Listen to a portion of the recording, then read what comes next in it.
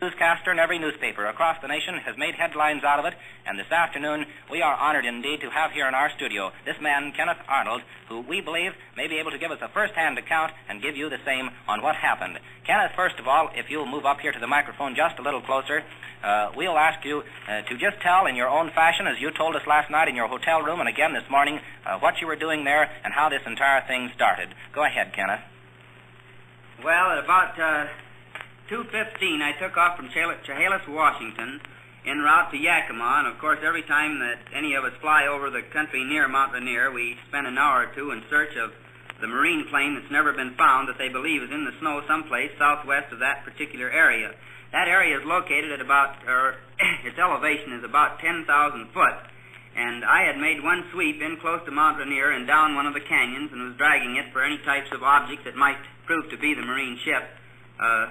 And as I come out of the canyon there, it was about 15 minutes. I was approximately 25 to 28 miles from Mount Rainier.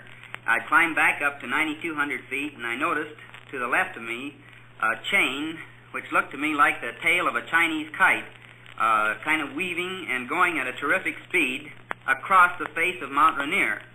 I at first thought they were geese because it flew like geese, but it was going so fast that I immediately changed my mind and decided it was a bunch of new jet planes in formation. Well, as the planes come to the edge of Mount Rainier, flying at about 160 degrees south, I thought I would clock them because it was such a clear day, and I didn't know where their destination was, but due to the fact that I had Mount St. Helens and Mount Adams to clock them by, I just thought I'd see just how fast they were going, since among pilots we argue about speed so much. And they seemed to flip and flash in the sun just like a mirror.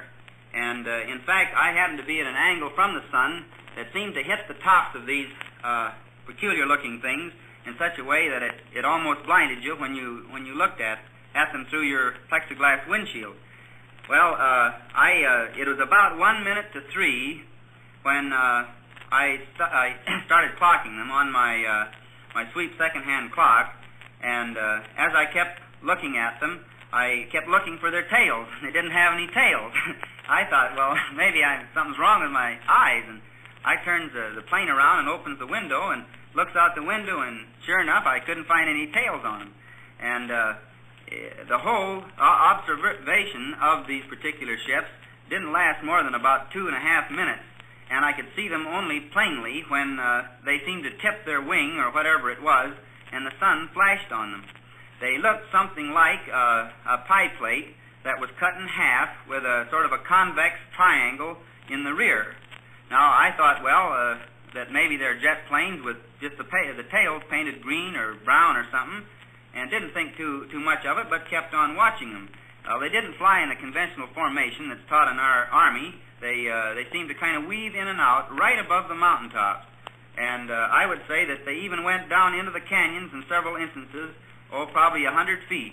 But I could see them against the snow, of course, on Mount Rainier, and against the snow on Mount Adams as they were flashing, and against a high ridge that happens to lay in between Mount Rainier and Mount Adams.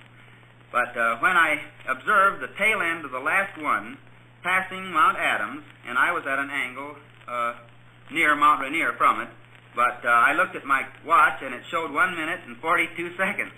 Well, I still thought, well, that's pretty fast, and I didn't stop to think what the distance was between the two mountains.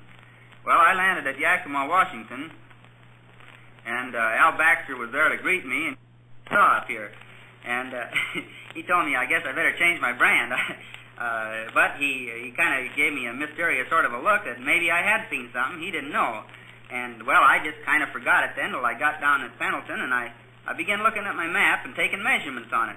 And the best calculation I could figure out, now even in spite of error, would be around 1,200 miles an hour, because making the distance from Mount Rainier to Mount Adams in, we'll say, approximately 2 minutes, it's almost, it'd be around 25 miles per minute. Now, allowing for error, we can give them 3 minutes or 4 minutes to make it, and they're still going more than 800 miles an hour, and to my knowledge, there isn't anything that I read about outside of some of the German rockets that would go that fast. These were flying in more or less a level, constant altitude. They weren't going up and they weren't going down. They were just simply flying straight and level, and I laughed when I told the pilots that fell, and I said, they sure must have had a tailwind. But it didn't seem to help me much. But to the best of my knowledge and the best of my description, that is what I actually saw, and like I told the Associated Press, I'd be glad to confirm it with my hands on a Bible, because I did see it, and whether it has anything to do with our Army or our intelligence, or whether it has to do with some foreign country, I don't know. But I did see it, and I did clock it, and I just happened to be in a beautiful position to do it, and it's just as much a mystery to me as it is to everyone else who's been calling me the last 24 hours wondering what it was. An ordinary man in an ordinary street in America. But this man started the 1947 wave of sightings that swept the world when he claimed to have seen from his mountain rescue plane 9 disc-like objects, roughly 45 miles away, flying at a speed of approximately 1,500 miles per hour near Mount Rainier, Oregon. The date? June 24, 1947.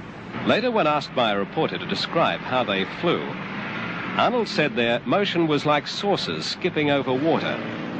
In the papers the next day, the world first saw the term flying saucer. On June 24, 1977, 30 years to the day after he first sighted them, Ken Arnold consented to speak to us. He had refused to make any public statements for the last 5 years. It's easy to see that after 30 years, he's still angry at the disbelief. All right, here we've seen something, I've seen something, hundreds of pilots have seen something in the skies. We have dutifully reported these things. And we have to have 15 million witnesses before anybody's going to look into the problem seriously? Why, this is utterly fantastic. This is more fantastic than flying saucers or people from Venus or anything, as far as I'm concerned. The greatest surprise was when Arnold reported his sighting to the nearest U.S. military airbase. He found on the wall of the commander's office this classified gun sight photograph, which bore a remarkable resemblance to what Arnold claimed he had just seen, and Shaver had discussed 3 years before.